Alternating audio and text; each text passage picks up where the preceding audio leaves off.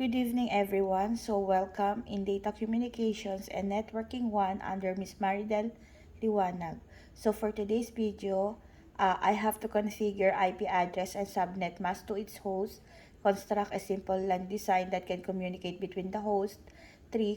Simulate the flow of messages using Cisco Packet Tracer, and 4th, design a simple network topology depending on the application. So, without further ado, let's begin. So let's open our Cisco Packet Tracer. And then on the first instruction, I have to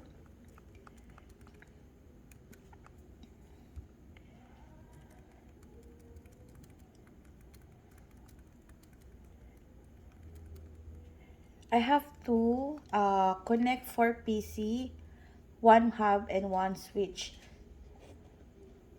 So let's go here and end device. So 1, 2, 3, and 4. And then I need also to have 1 hub and 1 switch. 1 hub and 1 switch. So we will be using 295024 as switch and 1 hub. So we will be using the PT hub. After that one,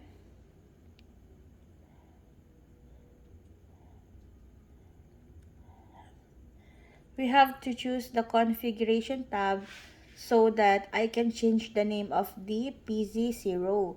It is also here where will I enter a gateway IP address, also known as the default gateway. After that, I will enter the IP address 192.168.1.0. Okay, let's do it. Let's go to the configuration tab.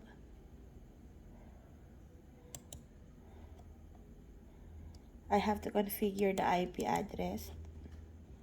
So, what I learned in the video lecture is that if we click this DHCP, it will automatically create an IP address. But since I am still learning in progress and a student, I will choose static. So I need to put 192.168.1.10. Okay. And then I just point my mouse under the subnet mask, and then it automatically put this subnet mask.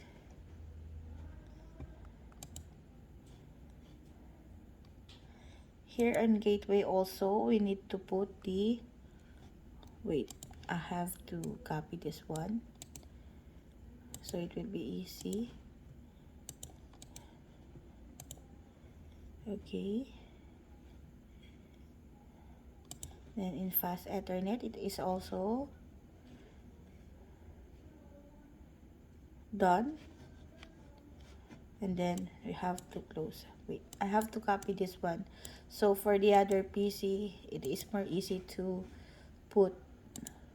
So in PC1, we have to repeat the process. Config.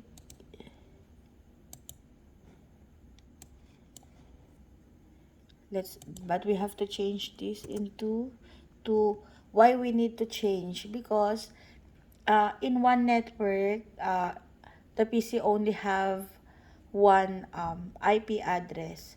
You know that what I learned is that every PC has has a unique IP address.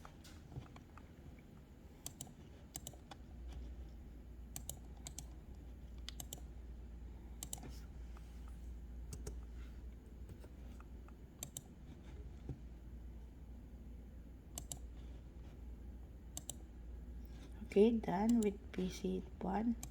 Let's go to PC2.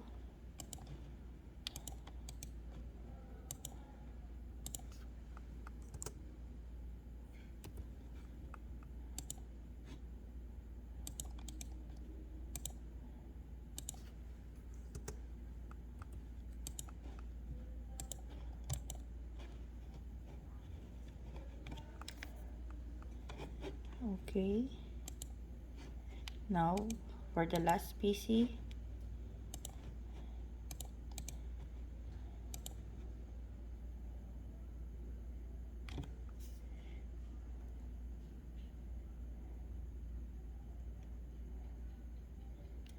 Okay, for the last PC, 4, and then fast Ethernet,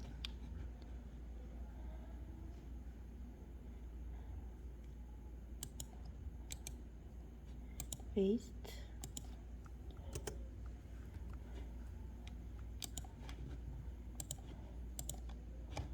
Okay, we're done. So the next instruction is that I have to connect PC0 and PC1 to hub 0. Let's do it. So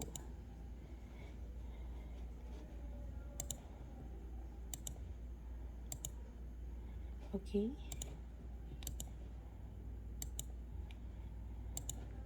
and then we have to connect PC2 and PC3 to switch 0. Okay, the other one. Okay. If the connection is okay, there is a green light. So we can see that it has green light already. This one, you see this like amber, they call it amber or orange light.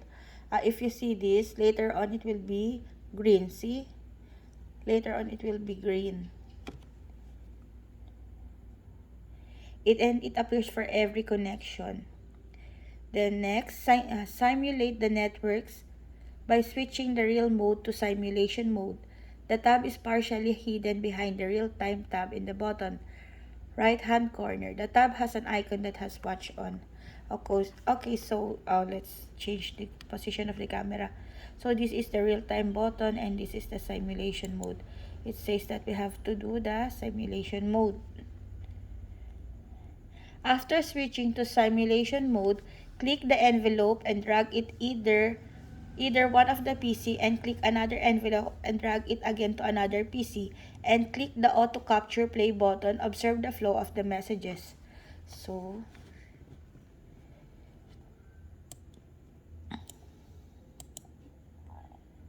okay, let's put here.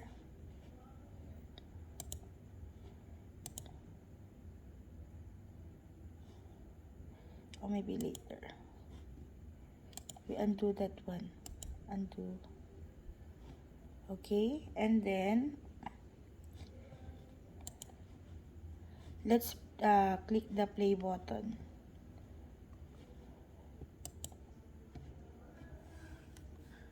Outbound.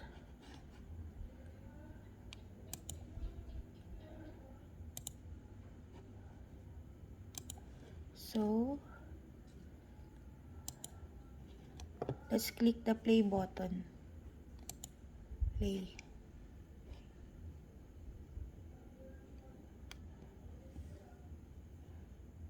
See?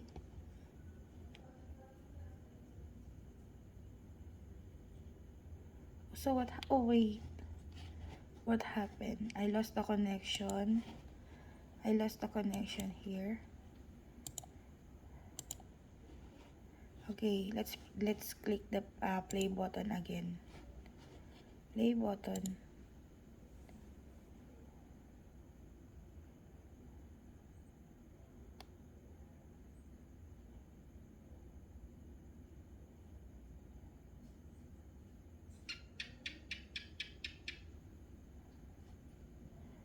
So so what I have learned is that kapag may check button na is yun nga na nag-send na nga yung messages.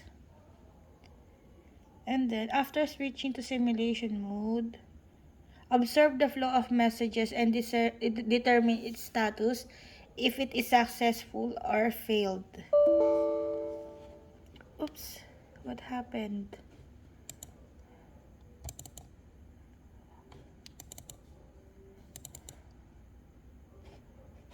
What happened? Nag-close. So, nag-automatic close yung ating ating computer. So, what I have observed is that kapag green light, it indicates, then green yung envelope, it indicates that the messages is successfully sent. But as we can see, the envelope had an X showing. So it means that may nangyayari, may hindi tama. So ibig sabihin is yung status is like the messages failed to be sent to those PC. So, I have questions that I need to be answered. So, hindi na natin uulitin na yung anuhin yung mga PC na i-configure ulit kasi biglang namatay yung aking packet tracer. So, the questions that I need to answer is that what is the importance of gateway? So, the importance of gateway, it serves as the entry and exit point for a network, as all data must pass through or communicate with the gateway prior to being routed. Then, the second question, what is the transmission medium used to connect hub and switch? So, the answer there is the crossover cables and straight through cables. But, as you can see, ang ginamit ko is yung automatic, yung parang kidlat, yung automatic cable. So, number 3, what is the indication of the connection of the PCs are successful? Yung indication niya is yung green LED light means, kapag green LED light means good connection. Kapag blinking green LED lights naman indicates that the network is having an activity. So, what can I conclude on the activity that I did? So, I can conclude that the IP address can handle between devices that send and receive information across network. I can also conclude that how other people can track us, like the police or the NBIs. They can track people kahit gaano pa sila kalayo dahil sa unique na IP address. I learned that every PC has unique IP address. So if a police or someone who you are a criminal, then they want to track you, magagamit nila yung IP address ng computer na gamit ng tao. So that's the advantage of having configuring the IP address. Then the subnet mask split the IP address into the host and network addresses, thereby defining which part of the IP address belongs to the device and which part belongs to the network. That's all. Thank you.